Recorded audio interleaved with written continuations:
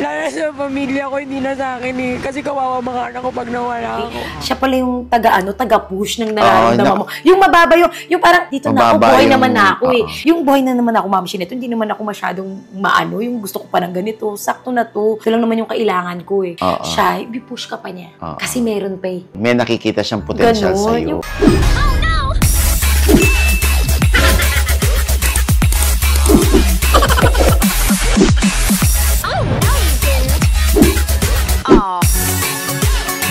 Subscribe!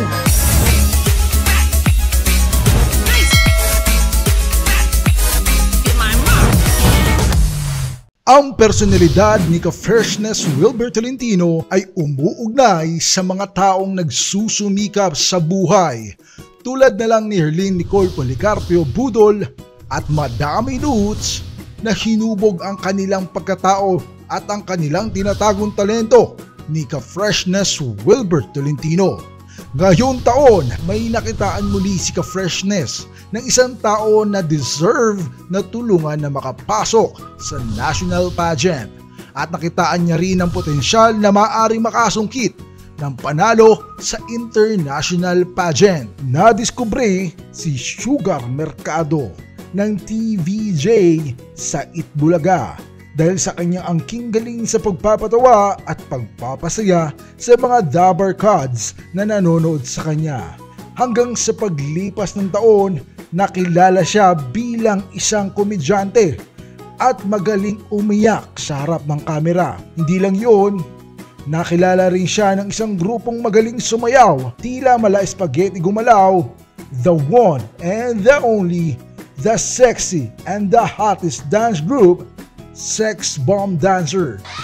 Simula noon, tuloy-tuloy ang kanyang karera sa showbiz, subalit hindi pang matagalan ng biyaya, kaya dumating sa punto ng buhay ni Sugar Mercado na magkaroon muli ang buhay niya na kalbaryo. Naging laman siya ng kaliwat kanang balita, nag-iwan ng malagim ng nakaranasan at masamang nakaraan sa kanyang dating karelasyon. Hindi naging mapayapa ang kanyang pag-iisip, nawalan siya ng trabaho at hindi lang yun, nawalan siya sa mundo ng showbiz. Dahil sa issue sa kanyang binabato ay tila ba'y nawala lahat ng kanyang mga pinagpaguran ng ilang taon.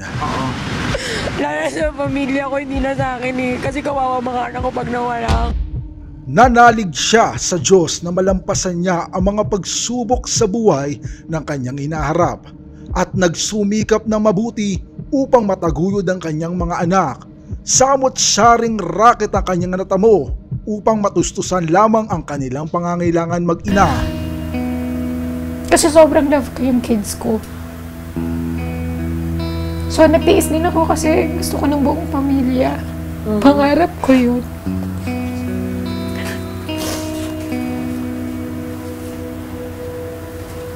Hindi ko pinangarap na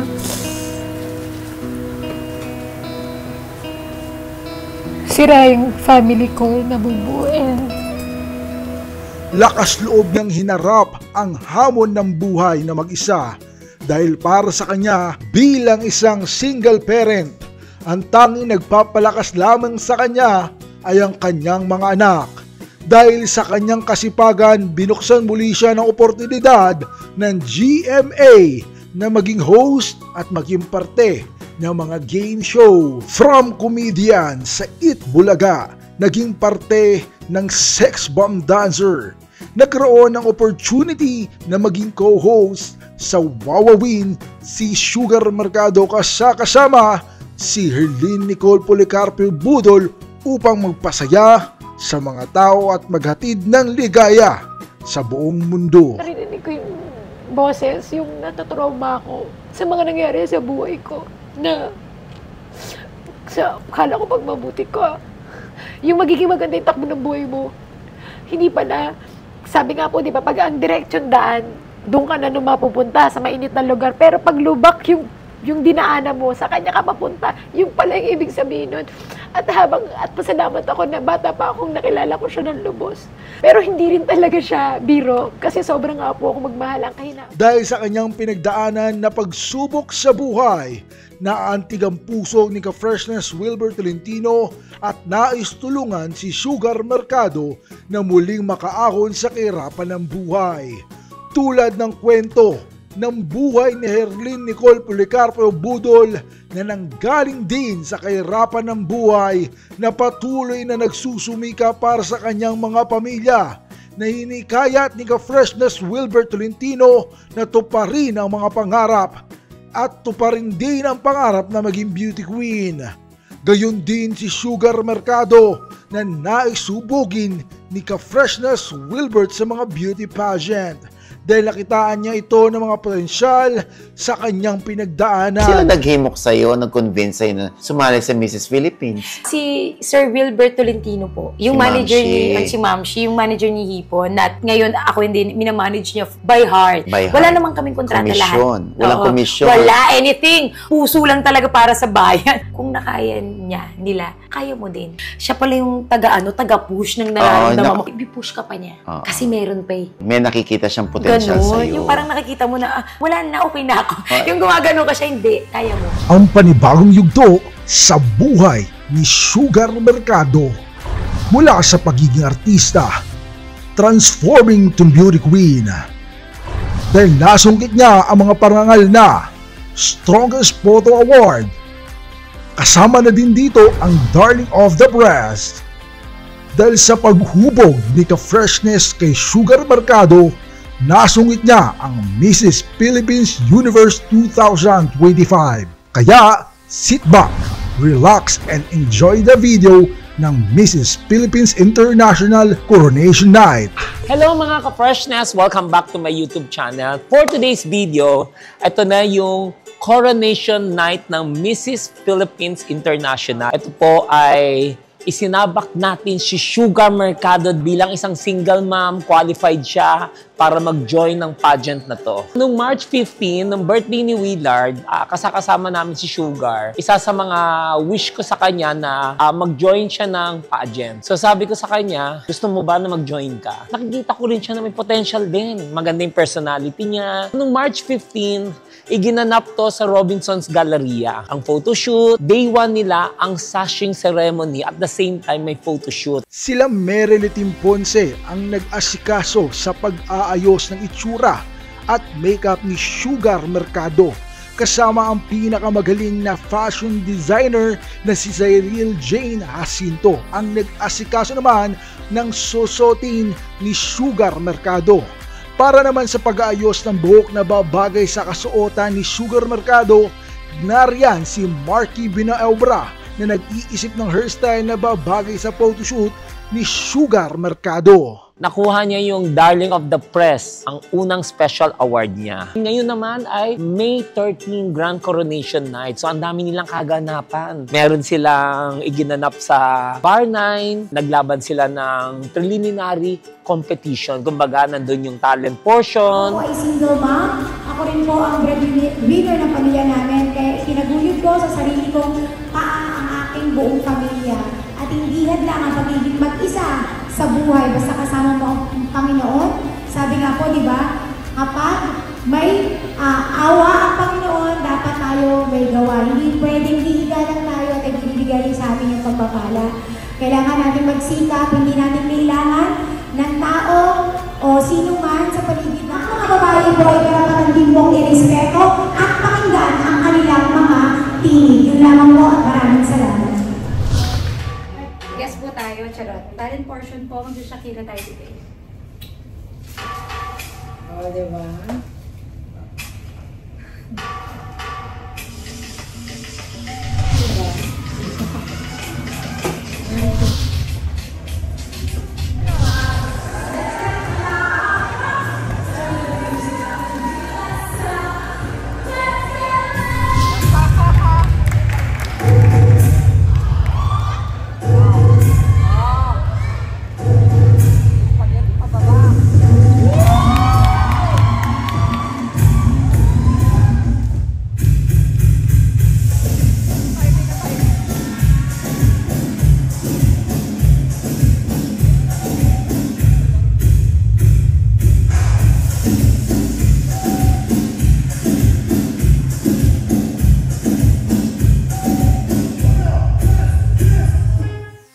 Ginawaran si Sugar Mercado ng prestigious award na Strongest Photo Award dahil sa pagiging inspiring na larawan. So much po, Ma'am Sugar, sa help po sa God's Angel. Salamat din po. God bless you. Ngayon, recent naman, meron naman silang ginanap sa SM Araneta, Cubao, which is denim wear. Of course, yung festival costume na yung pinaghanda natin. City.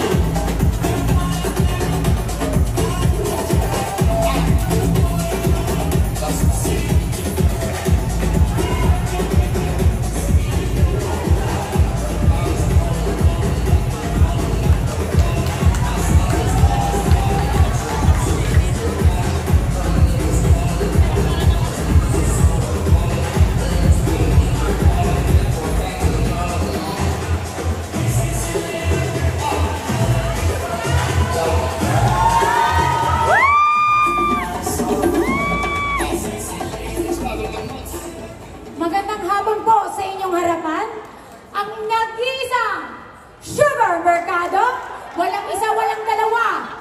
Yes, ang kitawan ng Quezon City! Ang festival costume na isinuot ni Sugar Mercado ay hango sa Dinagyang Festival sa siyudad ng Iloilo. Ito ay isang religious ng cultural festival na ginanap tuwing ika-4 na linggo ng buwan ng Enero. Pinagdiriwang ang festival na ito sa pagkakilala sa Santo Niño. Pangalawa ito sa pinakamalaking festival sa ating bansa. Madalas gawing costume ng mga Ati tribes bilang isang Ati warrior na may malaking balahibo na headdress. Dahil sa sobrang kakaiba ang festival costume ni Sugar, dinumog siya ng mga tao at maraming nagpa-picture sa kanya. Ay, gusto ko mag-shoutout sa isa sa mga malapit na kaibigan ko, taga Obando, Bulacan. Siyempre, meron siyang shop sa Makati. Andito yung address. Ayan, Canos Gown Rental. Isa sa mga pinaka-best si Cano Francisco. Ayan, maraming salamat. Of course, isa-shoutout ko rin nga pala, siyempre, punong abala mula simula ng buong pageant, si Maring Mary Letin, ang celebrity makeup artist ni Herlene Hipon, nila Madam Inuts, nila Jelay Andres, nila Shazna Laparan, and of course, kasama rin ako doon sa ML Babies. Ayan, supportahan natin. ML Salon, ayan. At saka yung day 1 na journey ni Sugar Mercado, si Mama Zyril, ayan, si Mama Zyril Jacinto, taga Bulacan. Isa siya sa nagbihis kay Sugar. And for tonight, syempre excited na tayo, no? Ito na yung Coronation Night. Nandito tayo sa Soler Theater. Kami mga grupong ka-freshness, ayan, si Kamunyeka. Ayan, baka pwede niyo i-subscribe yung YouTube channel niya. Ano nga? Kendall Tabrawa Vlogs po. Okay, let's go. Syempre, good luck, Sugar. Alam mo naman, ma. Sobrang supportive ako sa iyo from day 1. Mula dinala ka sa nihipon sa akin. Yung kumpiyansa ko talaga sa iyo, alam ko makukuha mo to. Hindi man ninyo nakikita sa social media dahil gusto namin bulagaan. So, ito yung pasarela training niya. And of course, yung Q&A, yung binabatuhan lang namin siya ng question and answer. Ang galing naman kumada at saka magaling kumukak naman si Sugar. And in fairness naman, nung bago siya pumasok kayo ng Grand Finals, ay pasok din siya sa closed-door interview. Lahat pinagdaanan niya interview, pumasok siya. So, asahan natin na maiuwi natin yung corona. Panibagong iaahon si Ka-Freshness. Good luck, Sugar Mercado, and ito yung pageant journey mo. Sana manalo ka para mapasok ka naman at lalabang ka ng international para proud ako sa iyo. Ito yung mga ticket namin, yung iba na iwan na doon. So, let's go. Si Sugar Mercado ay nagre-represent from the City of Star. Papunta na po kami sa backstage. Ating mga queens.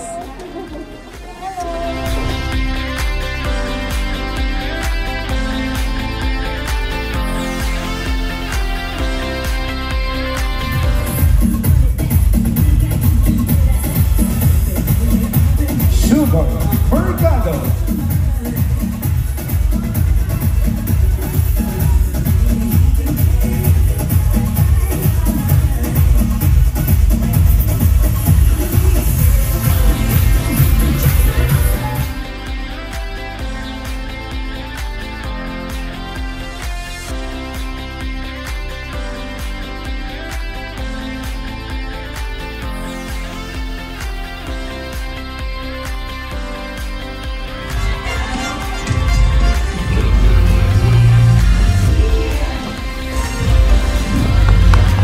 sugar.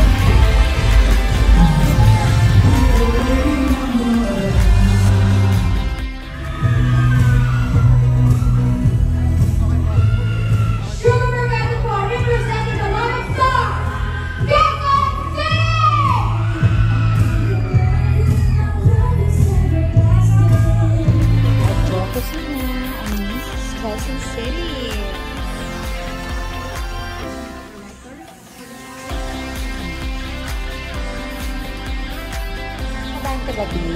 Mula po ako sa mahirap na pamilya, hindi nakapagtapos, at ngayon single mom. Gusto ko po ipamahagi na hindi hadlang, hindi ka nakapagtapos sa iyong mga pangarap at ang iyong kahirapan. Muli po, proud single parent and super mom. God bless.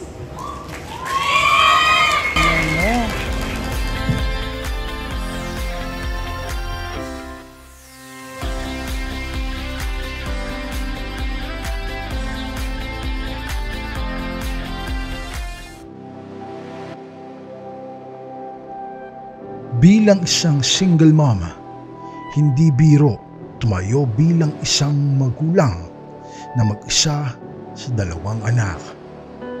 Si Sugar Mercado ay may pusong mabait, may busilak na kalooban na magpapamalasakit sa sambayanang Pilipino. Nangangarap si Sugar Mercado na lahat ng mga kababaihan dito sa mundo ay magkaroon ng boses para ipaglaban ang kanilang mga karapatan bilang isang kababaihan. Nangangarap si Sugar Mercado na balang araw sa bawat inang mag-isa na tinataguyod ang pamilya, na patatagampa ang kalooban ng bawat isa. Lahat ng tinig ng mga kababaihan ay sana'y maunawaan ng sanlibutan.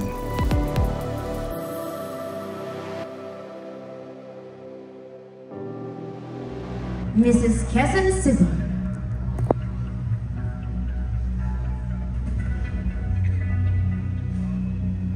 Hello, Mrs. Quezon City. Hello. How are you?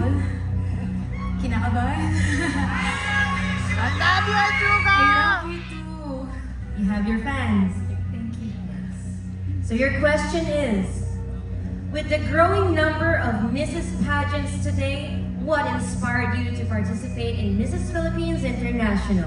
Again, with the growing number of Mrs. Pageants today, what inspired you to participate in Mrs. Philippines International?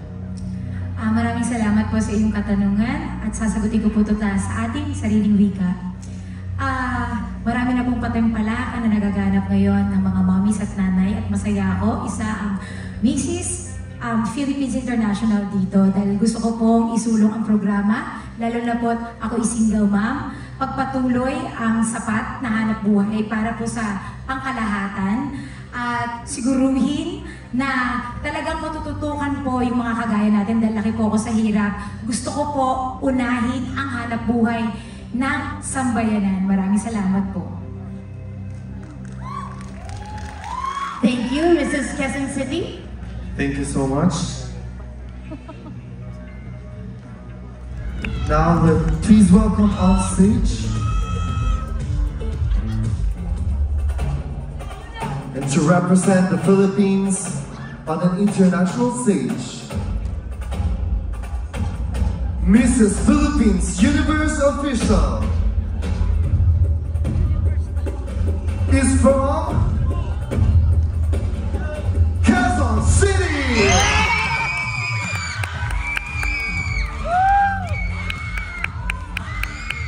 Mula nang makilala ni ka-freshness Wilber Tolentino si Sugar Mercado, ay nakitaan niya na ito na potensyal dahil bukod sa pagiging makadiyos ay may tinatago rin itong ganda, panlabas man na anyo at panloob na kabutihan. Malapit si Wilber Tolentino sa mga taong nagsusumikap at tinataguyod ang pamilya ng may dedikasyon at pagmamahal sa ginagawa.